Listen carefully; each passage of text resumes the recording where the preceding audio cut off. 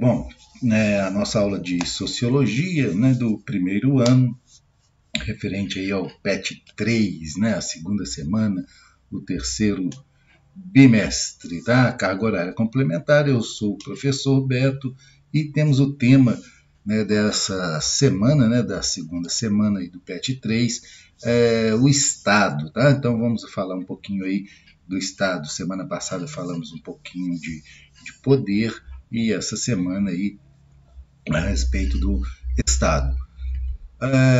Uma característica marcante, né, no modelo de organização desse Estado moderno, quando a gente fala Estado moderno, é aquele Estado que vai surgir aí a partir da Revolução Francesa, né, dos ideais da Revolução Francesa.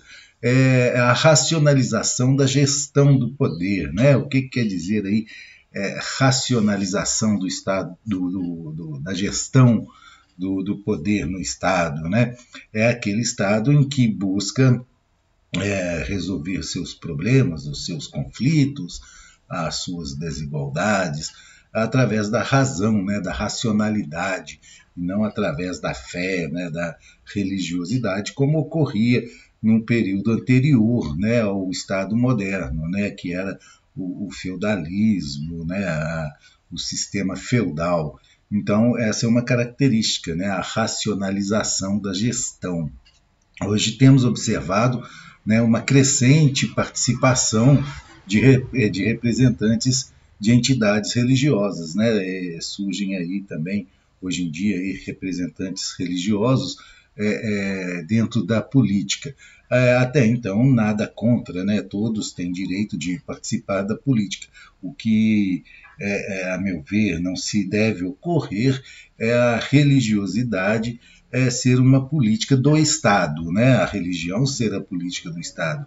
O religioso participar da política, nada impede, né? Desde que ele participe da política como cidadão e não está ali para defender, né, ou criar leis que envolva o Estado, né, na religião ou a religião no Estado, né, esse envolvimento religioso no Estado ocorreu lá na Idade Média, né, onde que a religião que participava.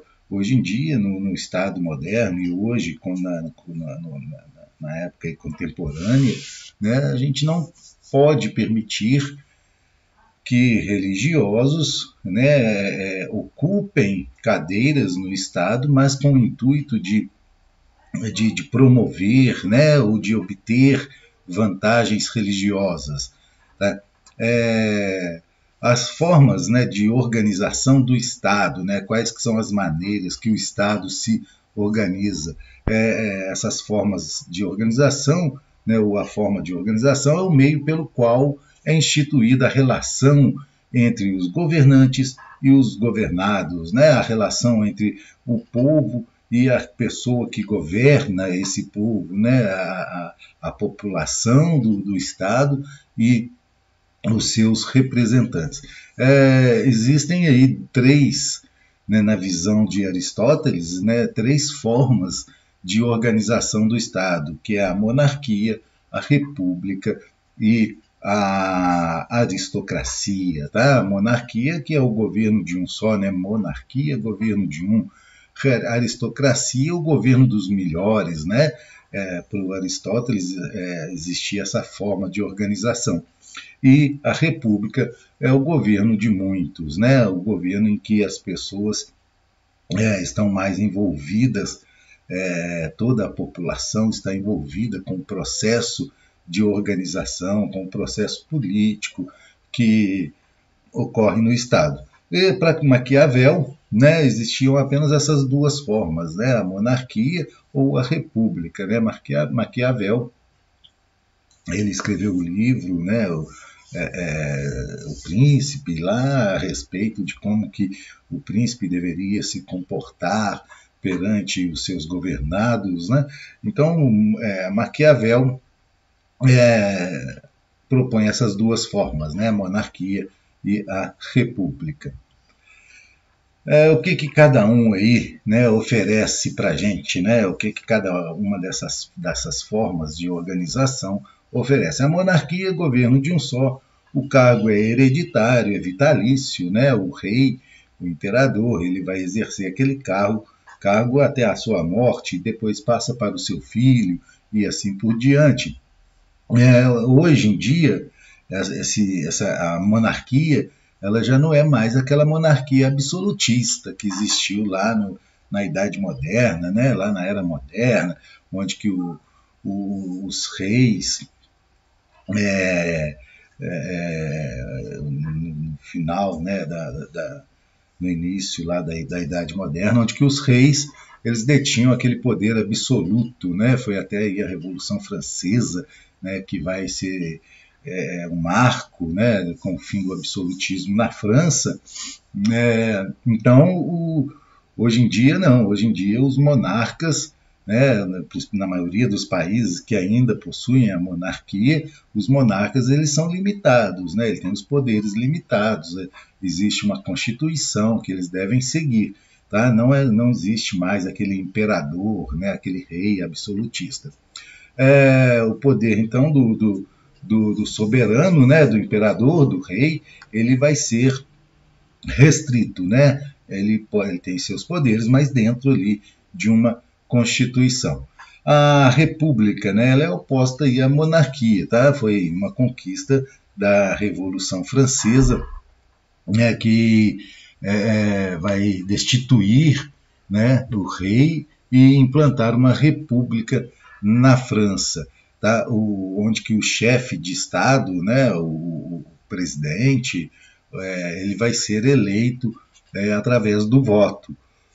Então, na República existe uma eleição, uma escolha para o presidente. Existem aí, e futuramente nós vamos ver, existem algumas monarquias, algumas repúblicas onde que existe uma ditadura, né?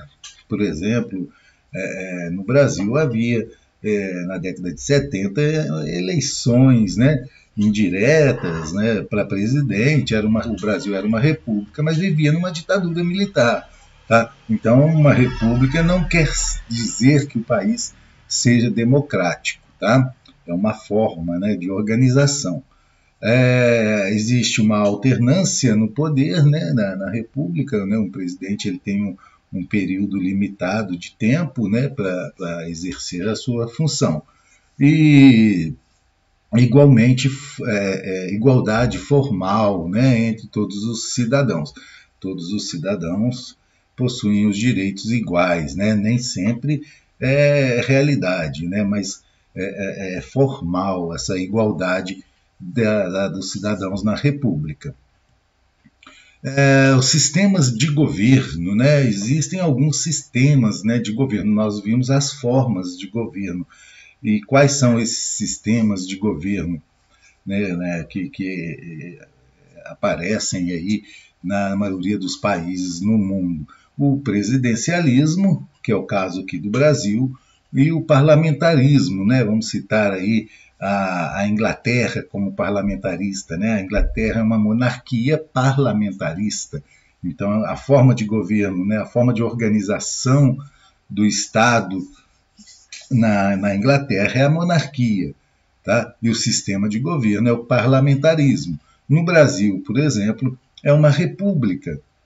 Uma república, né, a forma de organização e o sistema de governo no Brasil é o presidencialismo, né? Nós elegemos e escolhemos os nossos representantes, né, os nossos presidentes, né, que porventura vamos votar aí.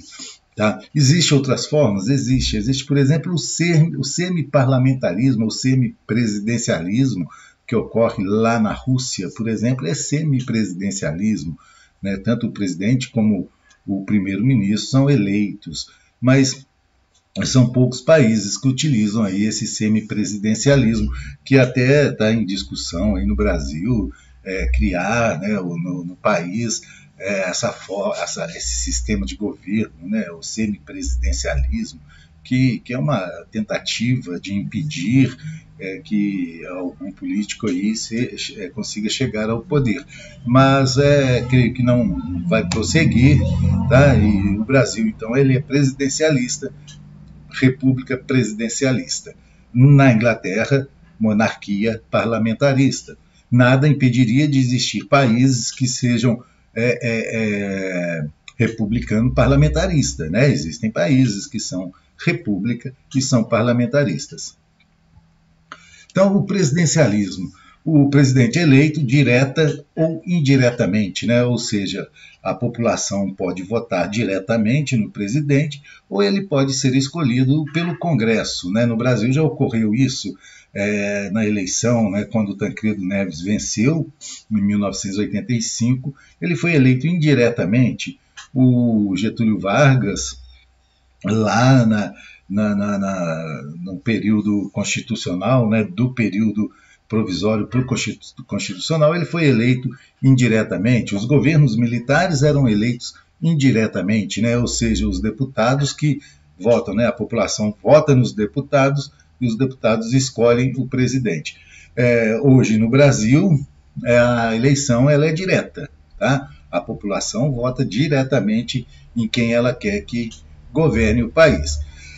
O presidente, né, no presidencialismo, ele vai ocupar a chefia tanto do Estado, né, do país, quanto também do governo do país. Tá? É o que vai diferenciar aí o parlamentarismo. No parlamentarismo nós vamos ver aí que é diferente. Então, no presidencialismo, o presidente ele governa o país, né? Ele chefia o Estado, que é o país, e também ele é o chefe do governo, né? É ele que administra.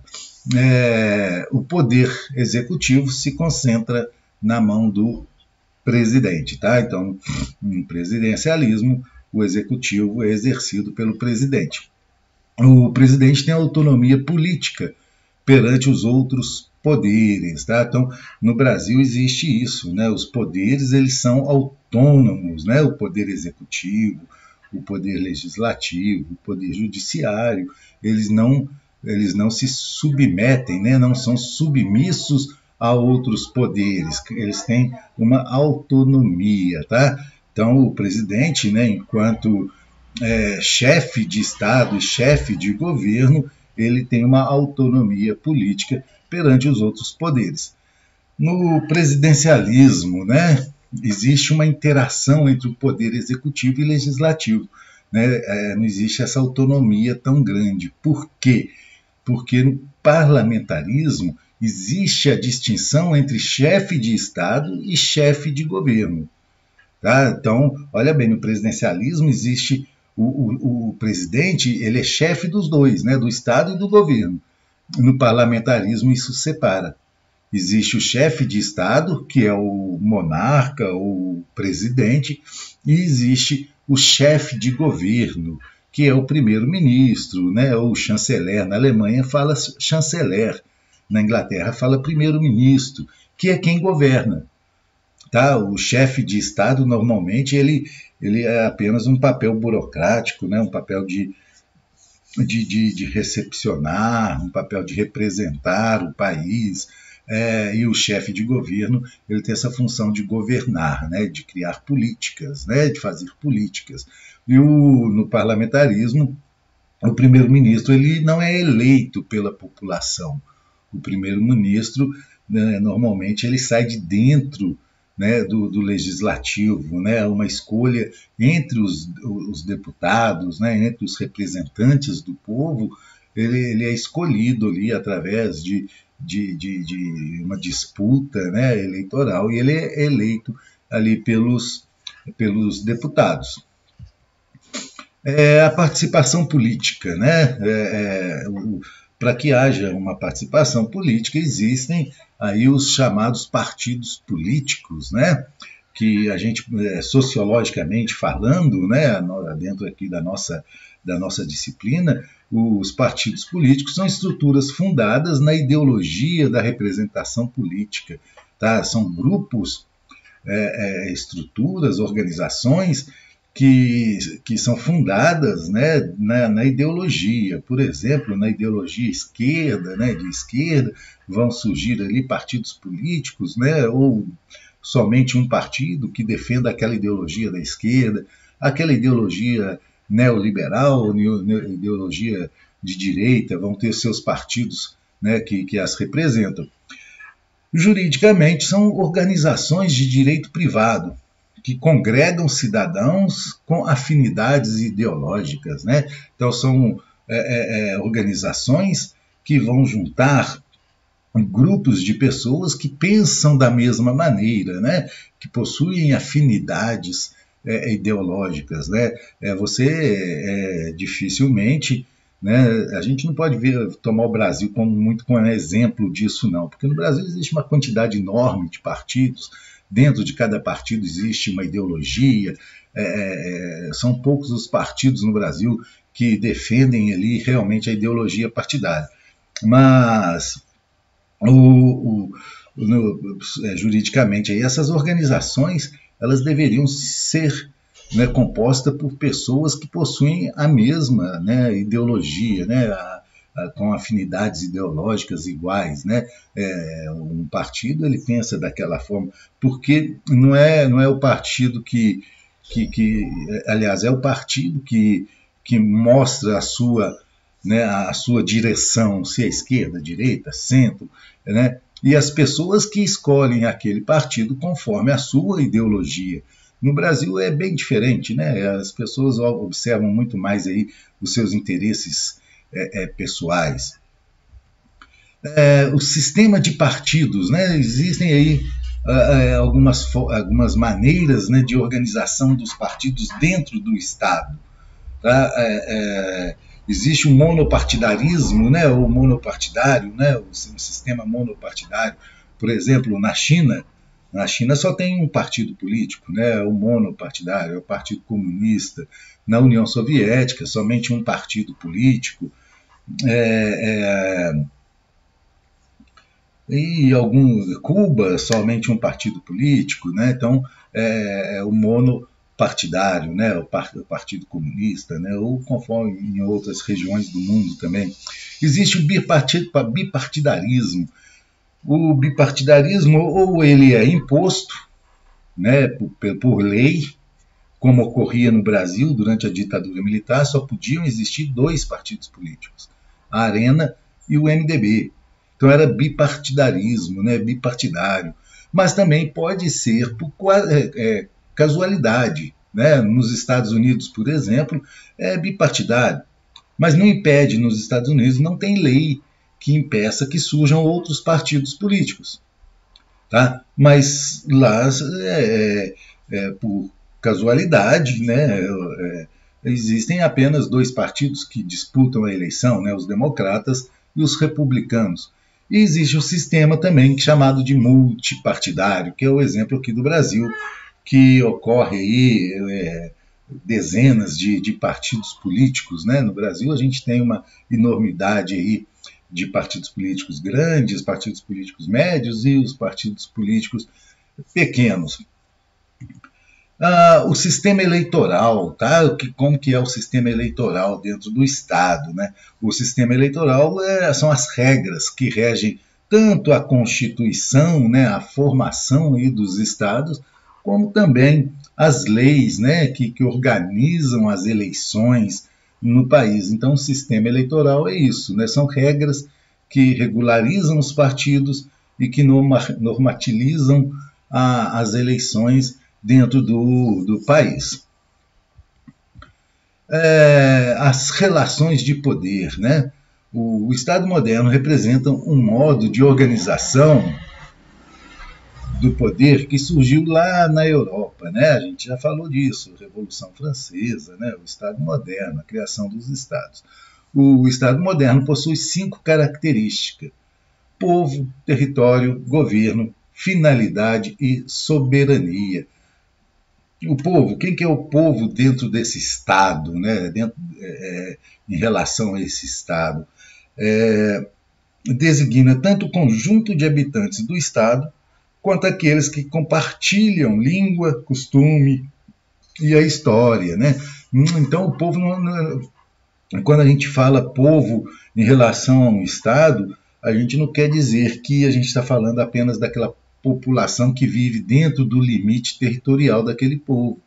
Vou dar um exemplo: o povo palestino. Eles não têm um Estado, mas é povo. Né? É um povo que pode formar um Estado, né? O Estado palestino, por exemplo. Né? Então existem, né? O povo é aquele grupo de pessoas que compartilham da mesma língua, dos mesmos costumes, da mesma história. O território, né? O território ele identifica os limites, né? Os limites que o Estado possui, né? O Estado brasileiro, por exemplo, ele tem seus limites, as suas fronteiras, né? Em relação aos outros países. Então, o território ele vai ser identificado ali pelos limites físicos, né? Do Estado. Então, aí é mais uma característica, né, do Estado moderno.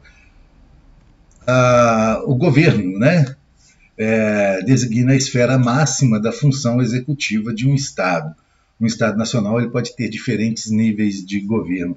O que significa isso? Né? O governo, né, o poder executivo do país, ele tem diferentes níveis. Quais que são esses níveis? O nível municipal, o nível estadual e o nível federal, né? São 3 níveis aqui no Brasil, por exemplo, tá?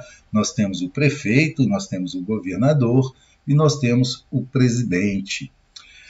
Qual a finalidade, né, de se ter o Estado, né? Por que se cria né, esse Estado, né? O que justifica a criação do Estado, a sua finalidade? Está relacionado ao propósito que justificam a existência do Estado. Né? Então, a finalidade é isso, é o propósito de existir os Estados. Olha só que legal esse artigo 3º da Constituição Brasileira. Né? O que fala o artigo 3º? E vamos reparar, ver se os governantes do Brasil, se eles estão de acordo, né? Se o Estado brasileiro está de acordo com o artigo 3º da nossa Constituição.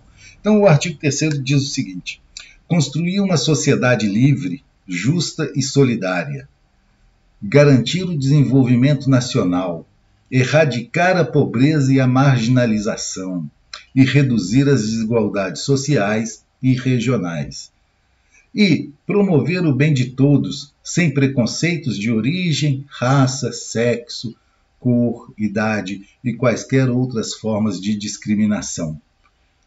O Estado brasileiro ele está de acordo com o artigo 3º da Constituição? Né? Ele está cumprindo esse artigo? É um caso da gente pensar bem, né? E ver se os nossos governantes, se eles exercem, né, a função de acordo com a lei nacional. Por fim, aí, a soberania. Né? O Estado deve estabelecer normas e condutas que pautarão o comportamento interno e externo. Né? O Brasil ele tem que ser soberano, né? O país, o Estado ele tem que ser soberano. Ele não pode ser submisso a outro país. Né? Ele não pode se deixar levar, ser conduzido com ideias e ideologias de outros países. Tá? A gente não pode ser submisso aos Estados Unidos, a gente não pode ser submisso à China, a gente tem que ter a nossa liberdade, a nossa autonomia, a nossa soberania. Né? A gente não deve bater continência para a bandeira dos Estados Unidos, por exemplo. Né? Isso é uma forma de demonstrar submissão a outro país. Né? Nós temos que ser soberanos. Temos duas artezinhas aí, né? Os elementos do Estado, povo, soberania, território, tá? Que se unem aí para formar o Estado, e ali uma outra arte onde que existe ali o Estado, né? Garantindo a sua população, né? Garantindo aí, por exemplo, o artigo 3º, né? Que ter saúde, ter liberdade, né, poder ir e vir aí, né, criar uma sociedade livre, justa, solidária, né, garantir o desenvolvimento nacional. Então cabe nós refletirmos a respeito, né, dessa função do Estado e se o Estado brasileiro e seus governantes estão cumprindo esse papel. Definição do Estado, né, para Bobbio, né, que é um escritor, um sociólogo, o Estado trata-se de uma organização social complexa, caracterizada pela centralização do poder, né? O poder ele é centralizado, né? O Estado é algo muito complexo de se entender. Características do Estado, né? Existem aí várias características. Existe o Estado absolutista, que nós já falamos, né? Aquele Estado que existia uma enorme concentração de poder na mão dos reis, né? Foi muito comum aí entre o século XVI e o século XVIII, aí até a Revolução Francesa, que derrubou o Estado absolutista francês, e a partir daí começaram-se a surgir Estados modernos na Europa.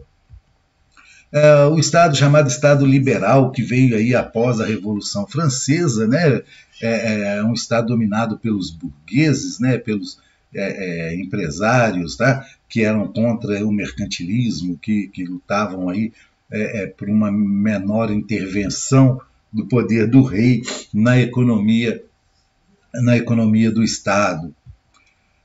O Estado socialista, tá, que é o sistema político que questiona a propriedade privada dos meios de produção.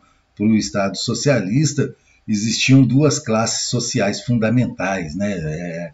A classe da burguesia, dona dos meios de produção, e o proletariado, que era a classe trabalhadora. Tá? Então, basicamente, o Estado socialista definia a sociedade em burguesia e proletário, né? Aqueles donos dos meios de produção e aqueles que trabalhavam para sustentar os meios, né, os ricos, não é isso?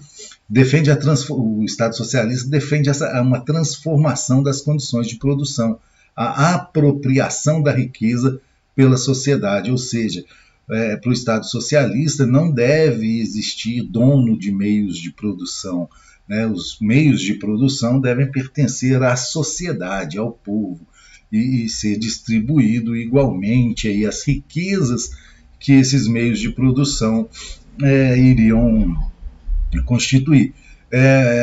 Vai ocorrer, né, esse Estado socialista na antiga União Soviética, na Rússia, né, onde houve a Revolução Russa, a tomada dos meios de produção, né, a tomada do poder pelos trabalhadores.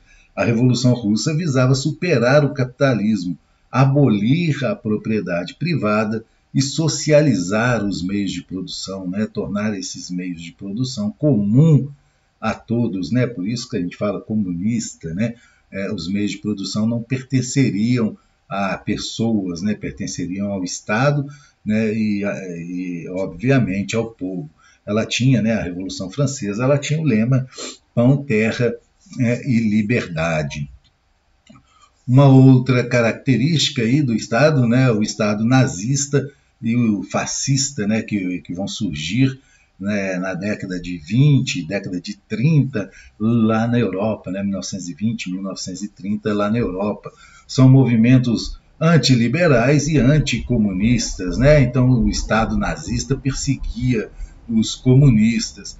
O Estado estava acima de todos, né? Para os nazistas, para os fascistas, o Estado, né, o país, ele está acima de todos, né? E todos têm que ter obediência ao Estado. Perdeu força, né, essa forma aí, esse Estado nazista, ele vai perder forma após a Segunda Guerra, após a Segunda Guerra Mundial, né, com a derrota, né, do Hitler e do Mussolini na Segunda Guerra Mundial. Hoje, né, e a gente tem que sempre ficar de olho e observar isso, para que não caiamos novamente numa forma de governo nazista, né, num Estado nazista, num Estado onde o Estado está acima de todos. Não, todos têm que andar, caminhar juntos, né? Não existe um estar acima de todos. Deus tem que estar no meio, não Deus acima de tudo, né? Deus nem quer isso, Deus quer ficar junto com o povo, né? Andar com o povo.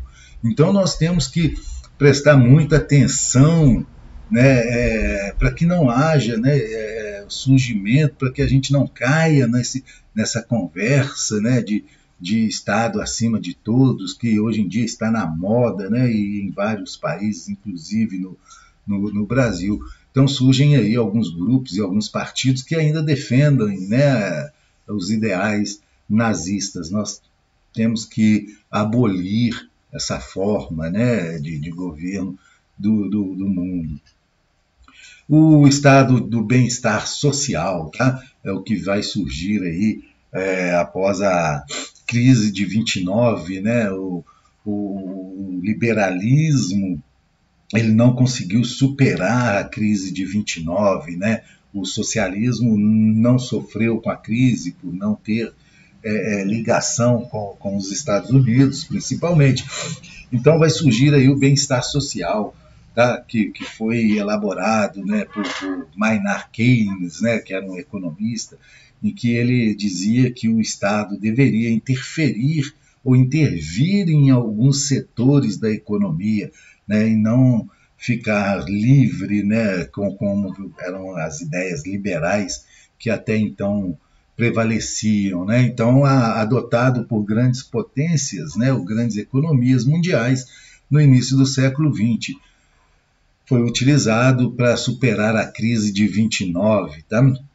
Então, ele vai aí prevalecer, né, esse estado de bem-estar social, ele vai chegar aí até a década de 80, década de 90, né, 80, 90, aí, onde ele vai ser questionado, né, e vai surgir o Estado neoliberal, que é o que hoje em dia muitos políticos, né, aqui no Brasil defendem, né, Fernando Henrique Cardoso, o PSDB principalmente, é um partido que defende o neoliberalismo, né, que foi implantado lá nos Estados Unidos em 1980, na década de 80, e na Inglaterra também, pelo Reagan, né, nos Estados Unidos, né, Ronald Reagan lá nos Estados Unidos, e a Margaret Thatcher, né, a primeira-ministra, a dama de ferro, lá na Inglaterra. Tá, esse Estado neoliberal ele contrapõe ao Estado de bem-estar social. Né? O Estado neoliberal é um aprofundamento do Estado liberal que nós vimos, né? A saída total do Estado da economia, né? A não interferência, né? A não intervenção do Estado na economia. Por considerar que o estado de bem-estar ele contrapõe, né, ao estado de bem-estar social, por considerar que este não foi eficaz em reduzir as desigualdades. Defende o chamado estado mínimo, né, ou seja, a menor participação do Estado na economia. Propõe o livre mercado e a livre iniciativa, né, onde tudo se resolve, né, a chamada mão invisível do mercado, né, que o próprio mercado ele vai se regularizando. A crise de 2008 ampliou a contestação às políticas neoliberais, pois as iniciativas privadas recorreram ao Estado para não irem à falência. Né? Então, em 2008, nós tivemos uma grande crise mundial em que esses grandes empresários, né, as grandes empresas, que sempre defendiam a não intervenção do Estado na economia, acabaram se submetendo, né, ao Estado para que elas não entrassem em falência. Né? Então é meio incoerente, né? Quando os grandes empresários, as grandes empresas estão bem, eles defendem a não intervenção do Estado na economia, mas quando eles visualizam uma possibilidade de falência, visualizam uma crise, eles recorrem ao Estado, né? Eles vão pedir ajuda a quem eles renegam. Então, para se sobreviver, né, a essa burguesia, esse grupo de empresários, né, o capitalista, ele não consegue ficar livre do Estado. Encerrando aqui, né, nessa aula a gente pode fazer aí várias reflexões, né, desde o surgimento aí do nazismo, do neoliberalismo, né, que a gente acaba falando que é uma farsa, né, porque os grandes empresários eles acabam indo atrás do Estado, né, para não falir, né? Então o Estado, né, capitalista, para o neoliberal, o Estado não pode intervir, né, quando é para ajudar o pobre, criar políticas assistenciais, aí o Estado não pode. Mas quando é para salvar a empresa dele, o Estado pode. Né? Então, são reflexões que nós devemos fazer. A aula está encerrando, aproveitar para pedir para vocês se inscreverem aí no canalzinho aí, né, no Recorte Histórico, e seguir também o Recorte Histórico lá no Instagram, né, no @recorte_histórico. Um abraço a todos e até a nossa próxima aula.